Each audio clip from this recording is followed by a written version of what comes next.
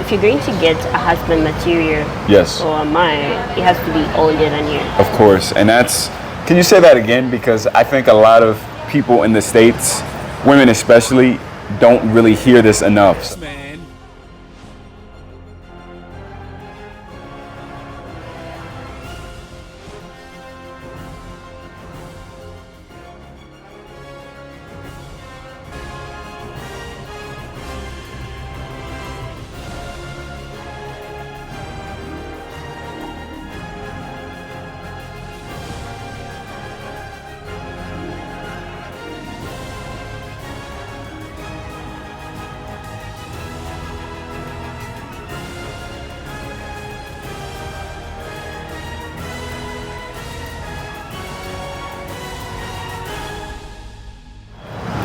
What's happening, everybody? Once again, this is your guy, Jay Focus, reminding you to stay focused. So today I'm here with a very special guest in Kampala, Uganda. I'm gonna let her introduce herself. Okay, hi everybody. My name is Sheila Namata. You can call me Unique. Okay. Yes. So you want them to call you Unique.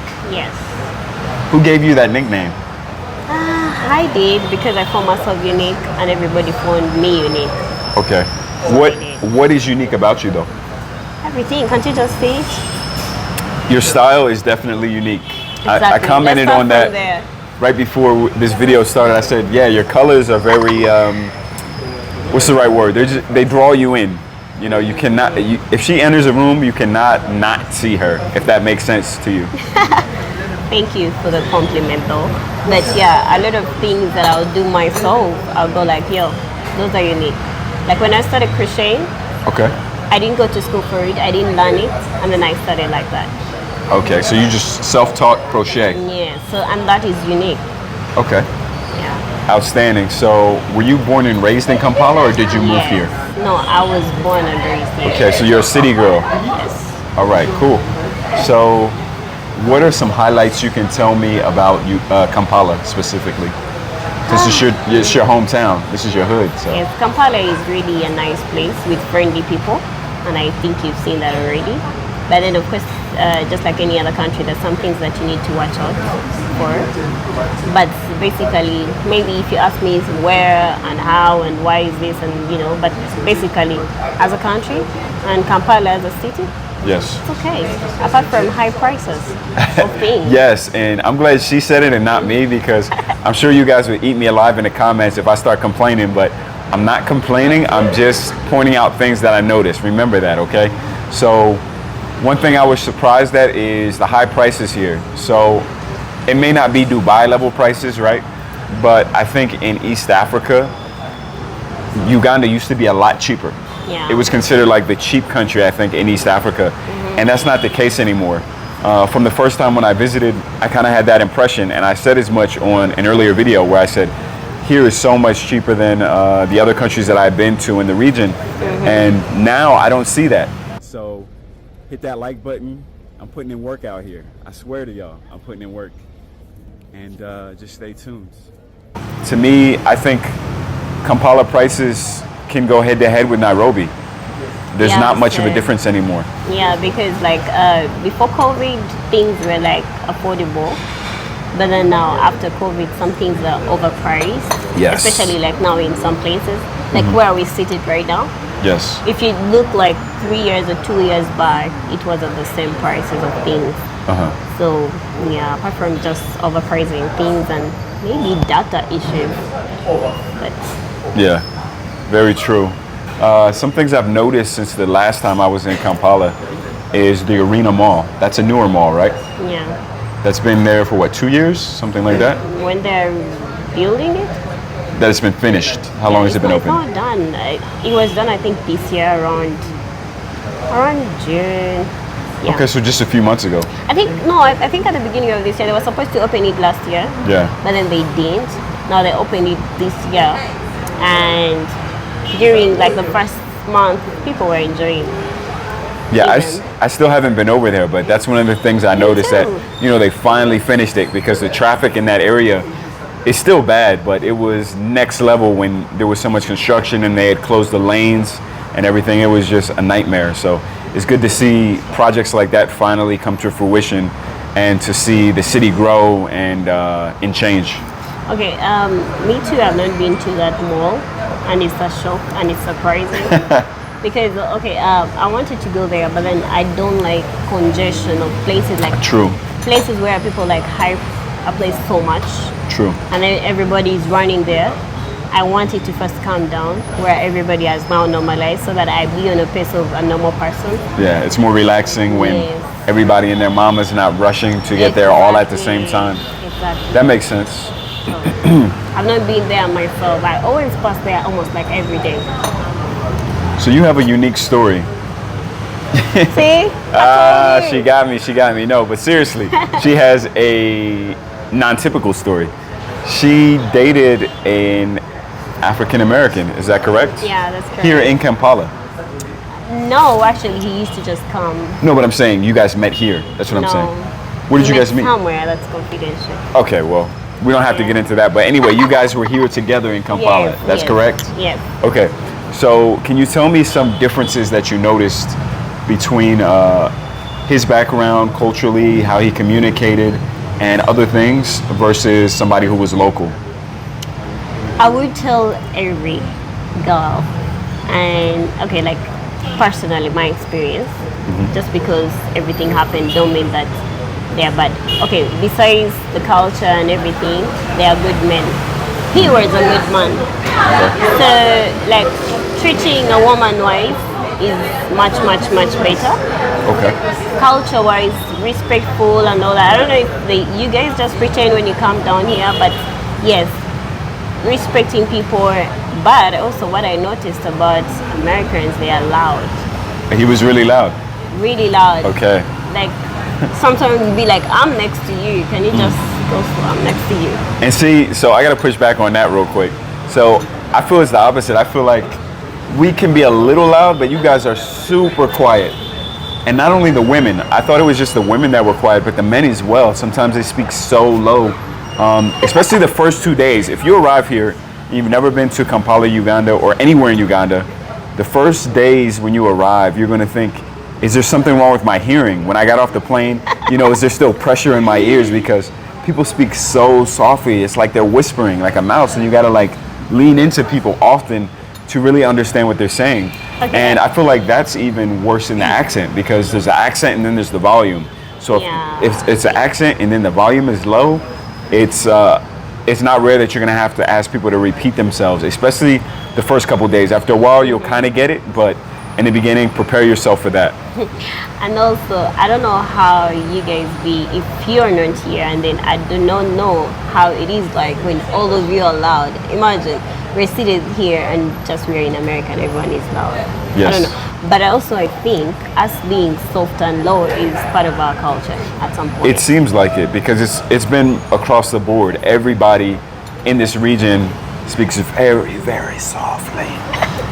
So. Okay, but have you gone downtown? People can really be loud, by the way.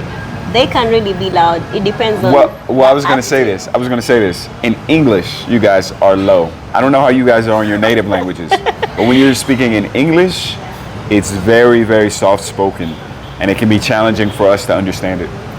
Okay, just like you, if you knew any other language. I do. Okay, you know some other language, but you're not loud speaking that, right? That's a fair point. Okay. So I don't express myself as loudly when I'm speaking other languages. Exactly. That is true. English. But it's just here because it's more or less a first language, because everything is written in English, that we kind of assume that you're going to speak it, with your chest, very loud. Okay, personally, I really speak straight English, and I'm fluent in it, and I'm confident about it. Okay.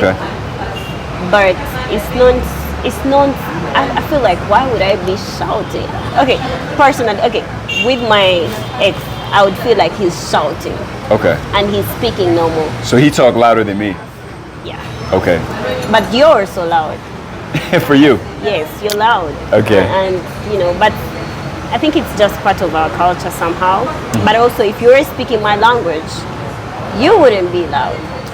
Yeah, If I'm speaking my language with a fellow Ugandan. Sure. I'll be loud because the conversation is going right. Okay, so it's a cultural thing. That sounds like it. Yeah. That's fair. I got you. So, anything else you want to share about that relationship, or just the differences you noticed between him and locals? He was probably okay. The locals, first of all, he was respectful. Okay, that's good. He was understanding at some point, and then supportive. Don't ask me why we broke up. Supportive.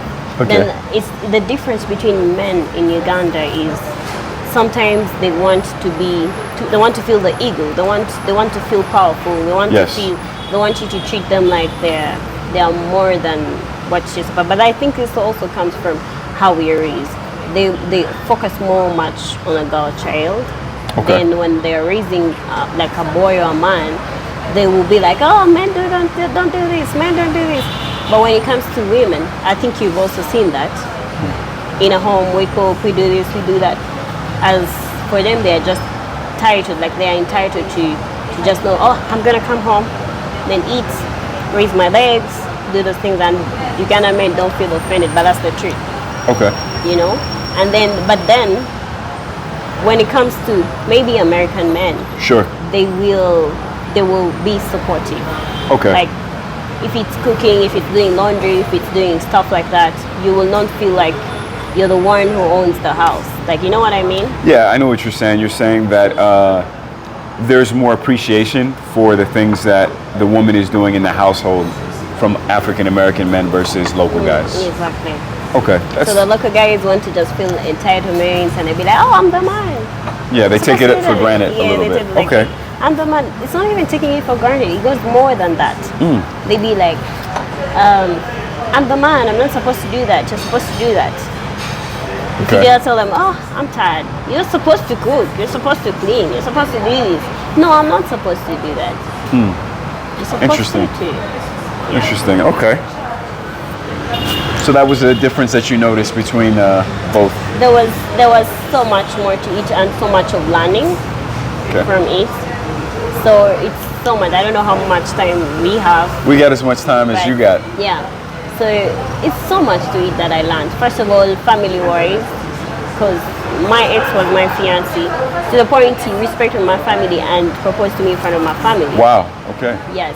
So it is so much. They respect your family. They want to be close to your family. But when you go to the local guys, even though they would do the ceremonies, the introductions, you've heard about them? Yes. Yes, the ceremonies and the introductions. What can you explain to them, because maybe they don't know? About the introduction. Yeah. Now in Uganda we have different cultures already. But I'm going to talk about the Chiganda culture. Okay. That's your culture. That's my culture. Yes. Okay. So the culture is, we almost have like 3 weddings, honestly.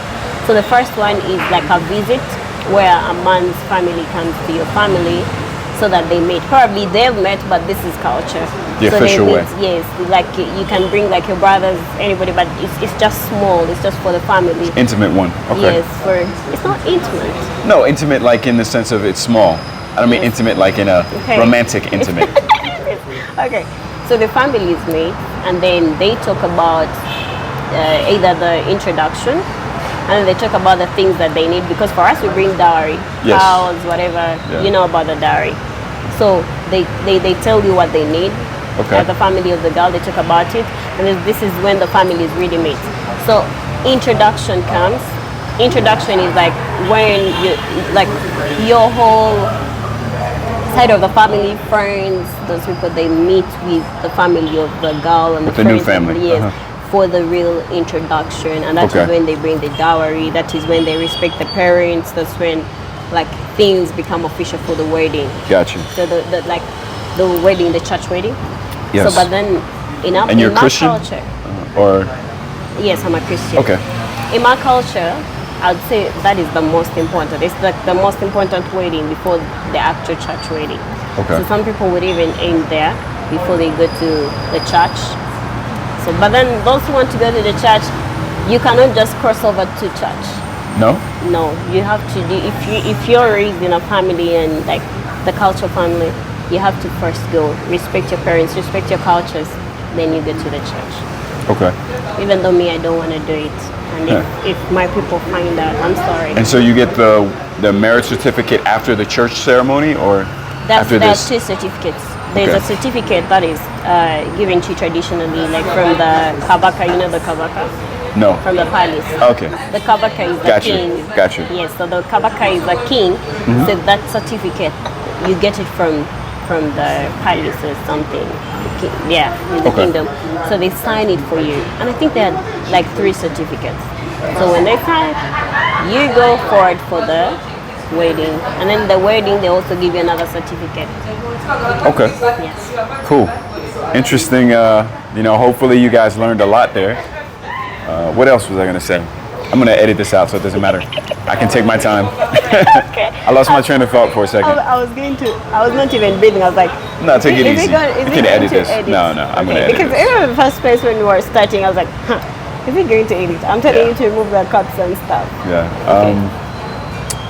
Forgot. I lost my train of thought. I was gonna ask you.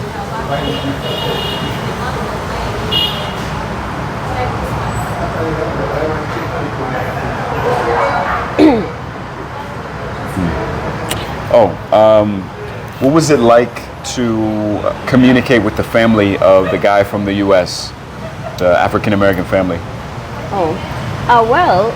He didn't really have a big family.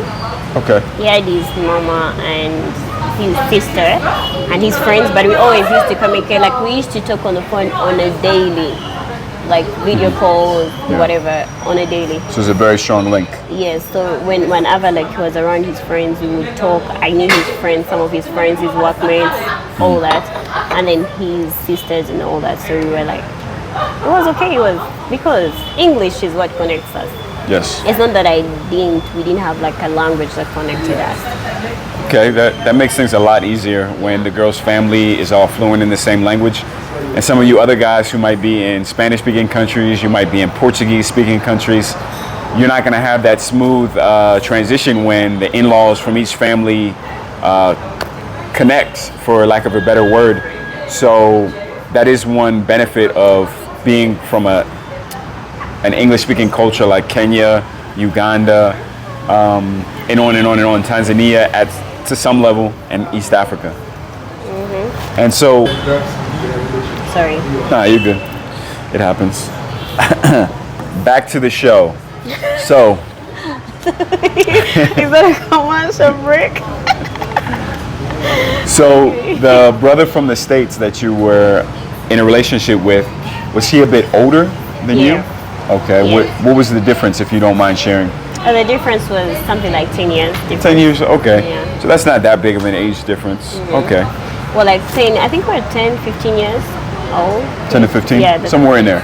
But if you want to date, like, I don't know how it works, but for me and the girls that I've talked to and who are dating Americans or somewhere around out of Uganda, they always, if you're going to get a husband material Yes. or a man, it has to be older than you. Of course. And that's, can you say that again? Because I think a lot of people in the States, women especially, don't really hear this enough. So When you want to concentrate in a committed relationship with a man who is going to respect you and is ready to settle down for a good husband, has to be older than you.